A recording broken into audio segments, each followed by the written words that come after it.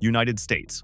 The problem with America during a zombie apocalypse is that it's basically designed to fail. You've got 330 million people spread across a massive landmass with no natural barriers between population centers. The zombie infection would spread from New York to Los Angeles fast as fuck. Americans can't even agree on basic healthcare during normal times. I see. You think they're going to coordinate a national zombie response? Half the country would claim zombies are a hoax, and the other half would try to give them rights. But it gets worse. The gun culture everyone thinks would save America would actually make things so bad. Sure, you've got 400 million firearms, but zombie movies lied to you about headshots. Under stress, trained police officers have a hit rate of about 30% on stationary targets. Now imagine Uncle Jerry trying to headshot a moving zombie with his AR-15 he bought a couple years back and barely used. Uncle Jerry would get fucked up by that zombie. He's more likely to shoot his neighbor than the zombie, and now you've got human casualties plus zombies. The military would fragment immediately as soldiers abandon posts to protect their families because why would they care about their job?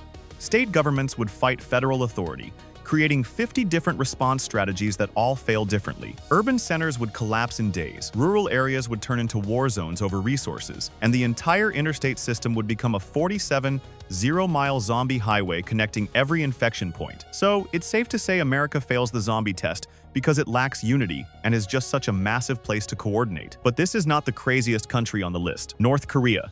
Plot twist, North Korea might actually do surprisingly well against zombies, and it's entirely because they're already living in an authoritarian nightmare that's basically zombie training mode. The Hermit Kingdom has the world's most militarized border, with the DMZ containing over 1 million landmines, razor wire everywhere, and shoot-on-sight orders that already exist. They wouldn't need to implement martial law because they never stopped having it. The entire population is already conditioned to follow orders without question, report suspicious behavior, and survive on minimal resources. When the government says, "Stay inside or we'll shoot you," North Koreans know they mean it because that's just Tuesday for them. But here's why they're only C tier despite these advantages. North Korea can barely feed its population now. Add zombie apocalypse and you've got mass starvation within weeks. They're completely dependent on foreign aid that would disappear the moment zombies appear. Their military might be huge, but it's using old-ass equipment. Plus, their complete information control means citizens wouldn't know about zombies until they're literally being eaten. The government would probably claim the zombies are American imperialist propaganda, while Pyongyang burns. They'd last longer than expected through sheer totalitarian control, but eventually collapse from the same resource scarcity that plagues them now, just with more zombies involved. Madagascar. Madagascar is the wild card nobody expects, sitting off the coast of Africa like that one player in Plague Inc., who always closes their borders first and ruins your perfect infection run. This island nation has natural advantages that would make zombie survival actually feasible. It's separated from mainland Africa by the Mozambique Channel, which is 250 miles of shark-infested water that zombies aren't crossing. The population of 25 million is large enough to maintain genetic diversity and rebuild society, but spread out enough to prevent rapid infection spread. They've got diverse ecosystems from rainforests to deserts, providing various survival environments and food sources. Plus, Madagascar has experience dealing with the plague, the Esmai actual plague, not metaphorical, which has given them disease response infrastructure. The problems that keep Madagascar in B tier are infrastructure and resources. They're one of the poorest countries in the world, with limited medical facilities, weak military capabilities, and an economy that depends on exports that would cease immediately. The diverse terrain that helps survival also makes coordinated response nearly impossible. Different regions would become isolated pockets with no communication or cooperation. The government lacks resources for nationwide emergency response, and most of the population lives in rural poverty without access to information or supplies. They'd survive through isolation, but it would be survival at subsistence level, not recovery and rebuilding. Madagascar beats zombies by default, not design. Finland. Finland is basically the tutorial level for zombie survival. Harsh climate, low population density, and people who think saunas are a reasonable pastime in -30-degree weather. The Finnish advantage starts with having only 41 people per square mile, which means zombies would have to work for their meals. Finnish winters would turn zombies into popsicles, giving humans 6 months of free cleanup time annually. The population has mandatory military service, meaning everyone knows basic combat and survival skills. They're surrounded by equally capable Nordic countries, creating a regional defensive buffer. Finnish culture emphasizes self-reliance and emergency preparedness.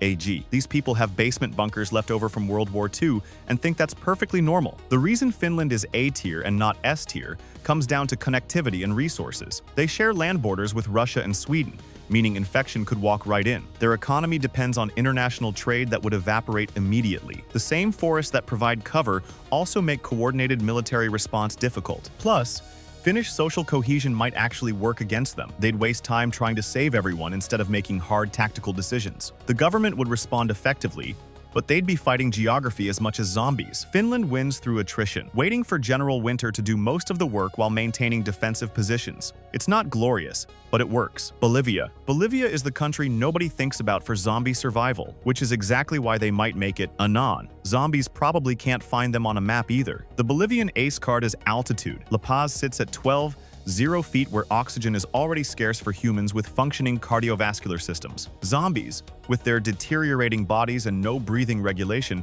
would literally suffocate trying to chase people uphill. The Andes Mountains provide natural fortress positions that would take zombies decades to climb, assuming they don't just tumble back down. The population is already adapted to resource scarcity and harsh conditions, giving them psychological advantages over pampered first-world nations. Plus, Bolivia's isolation within South America means they're protected by buffer countries in every direction. The limitations keeping Bolivia in B tier are technological and medical. They've got one of the weakest healthcare systems in South America, which means any injuries or secondary diseases become death sentences. Limited industrial capacity means no manufacturing of weapons, medicines, or equipment. The high altitude that protects them also limits agricultural options and makes physical labor exhausting. Communication infrastructure is minimal, making coordinated response nearly impossible. The government barely functions in good times and would completely collapse under apocalypse pressure. Bolivia survives not through planning or capability, but through geographic lottery. They win by being too high, too isolated, and too poor for zombies to bother with. But if you thought these were crazy, just remember, they only get crazier from here. Iran. Iran makes the list because mountains and deserts are apparently kryptonite to zombies, and Iran is basically just mountains and deserts with a government in between. The Iranian geographic advantage is undeniable. The country is surrounded by mountain ranges that create natural defensive barriers, while the central desert regions would desiccate zombies into jerky within days. The population is distributed across various elevation levels and climate zones, preventing single-point outbreak failure. Iran's experience with international sanctions has created domestic production capabilities and resource management skills that would prove valuable during global collapse. Their military is substantial and experienced, with Revolutionary Guards who already operate as paranoid defensive units. But Iran stays in B tier because of internal vulnerabilities. Tehran alone has 9 million people packed into a valley, one infection, and it becomes a zombie factory. The government structure is complex and fractured between religious and military leadership, guaranteeing power struggles during crisis. Water scarcity is already a problem without zombies contaminating supplies. Regional ethnic tensions would explode into conflict when central authority weakens. Plus, Iran is surrounded by unstable countries that would collapse first, sending refugee waves carrying infection. They'd hold the mountain fortresses and desert outposts, but lose the population centers. Iran beats zombies in the wilderness, but loses them in the cities, resulting in a Pyrrhic victory where survival means abandoning civilization. Canada.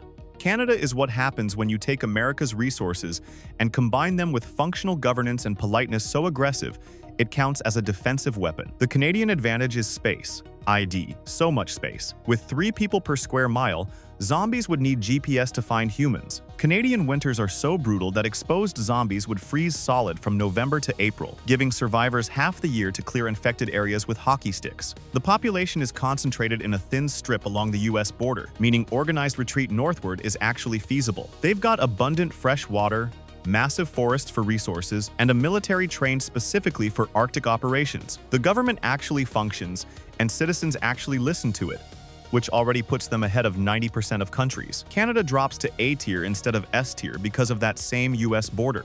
When America falls, 330 million zombies are walking north, and that 525-mile border might as well be a welcome mat. Canadian cities would be overwhelmed by American refugee waves before their own outbreak even starts.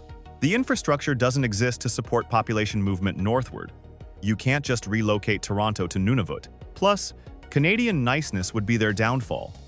They'd waste resources trying to help American refugees, establish proper quarantine procedures with documentation, and probably apologize to the zombies while shooting them. Canada wins eventually through strategic retreat and winter warfare, but loses millions in the process from being too nice to close borders immediately. Kazakhstan. Kazakhstan is the country you forgot existed, which is perfect for zombie survival because zombies forgot too. The Kazakh superpower is emptiness. It's the 9th largest country with only 19 million people, giving you plenty of room to avoid zombies or annoying neighbors. The continental climate swings from -40 in winter to over 100 in summer, both of which are fatal to zombies but merely uncomfortable for humans with clothing. The massive steppes provide unlimited retreat space while making zombie hordes visible from miles away. Kazakhstan has oil, gas, and uranium resources because apparently they're playing civilization on easy mode. The Soviet-era infrastructure means they're used to things being broken and working anyway. The reason Kazakhstan stays B-tier is isolation becoming imprisonment. They're landlocked with no ports for external supply or evacuation. The same emptiness that protects them also means no infrastructure for population, movement, or communication. Most cities are separated by hundreds of miles of nothing, making coordination impossible. The government is corrupt and weak, likely to fracture along tribal lines during crisis. Agricultural areas are limited to specific regions that would become conflict zones. Plus, being surrounded by China and Russia means when those giants fall, Kazakhstan gets crushed in the collapse. They'd survive through dispersion, with scattered communities living at subsistence level, but calling that beating zombies is generous. New Zealand. New Zealand is basically the premium subscription to zombie survival, WMS. Expensive to get to, but worth every penny once you're there. The Kiwi advantage is isolation so extreme that zombies would need to book flights in advance to reach them. They're 200 miles from Australia, their nearest neighbor, surrounded by oceans that zombies can't cross without becoming shark food. The population of 4.6 million is small enough to manage, but large enough to maintain civilization. The mixed geography provides both fertile farmland for food and mountains for defense. They've even got a special telecom satellite network that the Zombie Research Society officially certified as zombie resilient, because apparently that's a thing now. The government is functional, the people are educated, and they've got more sheep than humans for backup protein. New Zealand is S-tier but not perfect. Their isolation advantage disappears if even one infected person arrives by boat or plane. The small population means limited military capacity and no ability to absorb casualties. They're dependent on imports for fuel, medicine, and technology that would cease immediately. The islands are small enough that if infection establishes, there's nowhere to retreat. Plus, everyone else knows New Zealand is the best apocalypse destination, ESEA. They'd be swamped with wealthy refugees and private jets before they could close borders. New Zealand wins through perfect geography and competent governance, but only if they're ruthless about border control from day one. Norway. Norway is what happens when you're so prepared for regular disasters that zombie apocalypse is just another Tuesday with slightly more bite risk. Norwegian advantages stack up like Viking raid loot. The fjord geography creates thousands of defensible positions with natural barriers that zombies can't navigate. The population has extensive cold weather survival skills, from mandatory outdoor education and military service. Oil wealth means energy independence and resources for long-term survival. The midnight sun in summer provides 24-hour visibility for zombie hunting, while polar nights in winter freeze them solid. Norwegian social trust and cooperation culture means actual coordinated response instead of every man for himself chaos. The A-tier ranking comes from minor but important vulnerabilities. Norway shares borders with Sweden and Finland, creating infection routes that boats can't control. The same fjords that provide defense also isolate communities from each other. Most infrastructure runs along vulnerable coastal areas that would be first to fall. The small population of 5 million can't absorb many casualties before losing critical skills. Plus, Norwegian faith in government and social systems might make them slow to accept total societal collapse, wasting crucial early response time. Norway wins through geographic advantage and social cohesion, but it's a slow, grinding victory measured in frozen zombie corpses. United Kingdom. The UK proves that being an island is basically cheat mode for zombie survival, especially when you've got centuries of experience repelling European invasions. British zombie superiority comes from perfect size, RCA, big enough for resources, small enough for coordination. The military took over Scotland quickly and got things locked down, according to Walking Dead canon, which makes sense given the UK's functional government and clear command structure. The Channel stops zombies better than Brexit stopped immigration. British infrastructure is old but robust, designed for disasters because they've had every disaster. The population has that famous keep calm and carry on mentality that's annoying in peacetime but perfect for apocalypse. Plus, Scotland's Highlands provide perfect retreat territory with whiskey distilleries for morale. The UK reaches S tier through competence rather than perfection. Dense population in England means initial outbreaks would be devastating. The island depends on imports for food and fuel that would stop immediately. Class structure might persist even during zombies, with toffs expecting special treatment while London burns. The weather is miserable enough without apocalypse adding to it. Yet Britain wins because they'd implement martial law immediately, shoot zombies efficiently with their limited guns, and maintain order through sheer bureaucratic momentum. The UK beats zombies the same way they built an empire, through organizational superiority and refusing to admit things are going badly. Australia is playing zombie survival on easy mode, with cheat codes enabled, and it's not even trying to hide it. The Australian advantage is overwhelming. It's an island continent with vast deserts that would cook zombies into leather. The population is concentrated in coastal cities, allowing strategic retreat inland, where nothing survives anyway. Summer temperatures in the outback exceed human tolerance, let alone zombie tolerance. They've got abundant natural resources, established mining infrastructure, and enough dangerous wildlife that zombies would be like the third most deadly thing trying to kill you. Coober Pedy already lives underground, ready for nuclear war or zombie apocalypse. Tasmania sits there as a backup island if the main island fails, like Australia's save game file. Australia achieves S tier through geographic lottery. The initial outbreaks in Sydney and Melbourne would be bad, but containable through bridge and tunnel control. The vast interior provides unlimited retreat space, where zombies physically can't survive. The military is professional and equipped for harsh environment operations. The population has that laconic Australian attitude, where zombies would be treated as slightly worse than bushfires but more predictable. The only reason Australia isn't SS tier is because they'd probably lose a few cities to bureaucratic incompetence and interstate rivalry before getting their act together. Australia wins the zombie war by letting the continent itself do most of the fighting. Scotland. The Scottish Highlands deserve special mention as the best regional survival zone on Earth, where zombies would be just another thing trying to kill you after the midges and the weather. The Highlands have everything: extremely low population density, mountainous terrain that exhausts zombies, freshwater locks for resources, and enough whiskey to make the apocalypse bearable. The region is basically empty already, with more sheep than people and infrastructure designed for isolation. Highland culture emphasizes self-reliance and preparedness because Amazon doesn't deliver there even now. The terrain provides infinite defensive positions and retreat options. Plus, castles everywhere provide ready-made fortifications that have repelled English invasions for centuries.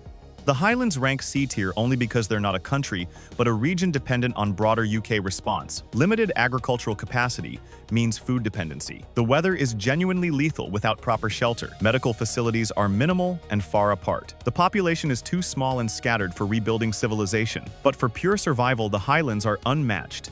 Zombies would literally get lost in the heather, fall off cliffs, and drown in locks before reaching anyone. The Highlands don't beat zombies so much as outlast them through sheer inhospitableness to anything living or dead. The tier list ultimately shows that geography beats technology, isolation beats population, and competent governance beats military might. The countries that would beat zombies aren't the powerful ones, but the remote ones.